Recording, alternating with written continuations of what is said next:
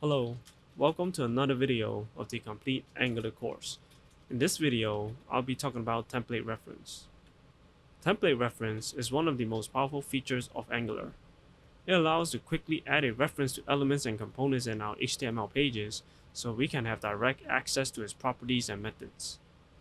Normally, to achieve this, we would give an element an ID and then call the getElementById function to get the reference of the element.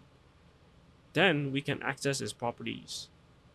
With template reference, we can skip this step with a simple syntax. To begin, we have a robot component. In the robot component TypeScript file is a name property for the name of the robot, and a method called speak that displays an alert in the browser.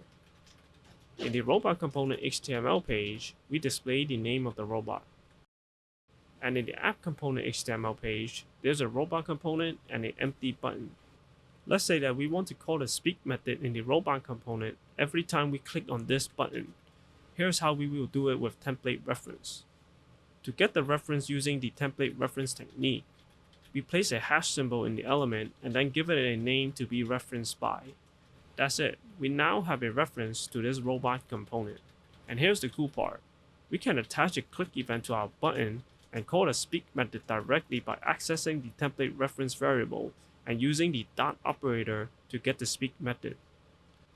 So now when we click on the button, it will display "Hello, I'm a robot" in the browser. Let's verify that. Save the project and start the local server.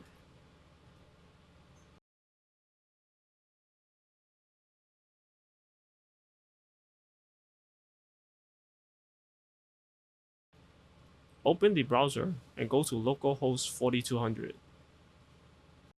Click on the button. As you can see, by using the template reference technique, we can quickly get a reference to an element or a component and have direct access to all of its public properties and methods. Let's do another example. This time, let's modify the button to change the name of our robot. Go back to VS Code. Instead of calling the speak method from our robot component, we will assign another function for it to call. Then we will pass in the reference of the robot as an argument.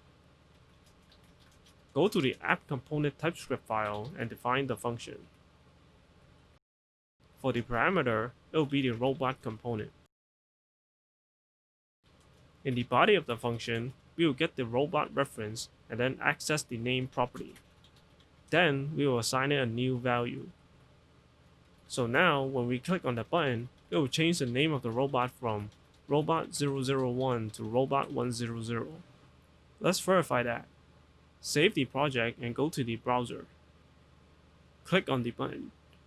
As you can see, the name of the robot changed from robot001 to robot100. Let's take a moment to recap what we have learned. We learned that if we want to reference an element or a component with the template reference technique, we place the hash symbol inside the element or component and give it a name to be referenced by. We learned that template reference allows us to reference elements and components in the DOM and have direct access to all of its public properties and methods. If you find this video helpful, please like and subscribe to support the channel. If you have questions, leave a comment in the comment section below. Now I want you to do this exercise. Create a component called print text. Inside the component is an input element and a button. When we click on the button, it will display the text inside of the input element.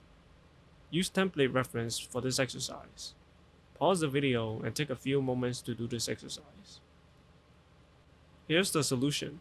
Create the component using the ng-generate-component command.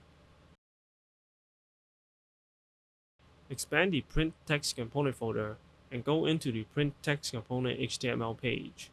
Add an input element and give it a template reference. Then add a button. Attach a click event to the button and assign a function for it to call. The function will accept the reference of our input element. Go to the print text component TypeScript file and define the function. For the parameter, it will take an HTML input element object. In the body of the function, we will get the value of the input by getting the input element reference and accessing the value property. Lastly, we will call the alert function to display it in the browser. Get the selected property in the component decorator and go to the app component HTML page. Add the print text component. Save the project and go to the browser.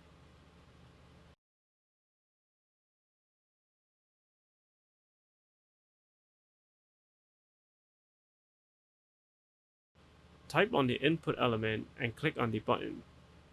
Thank you for watching. See you in the next video.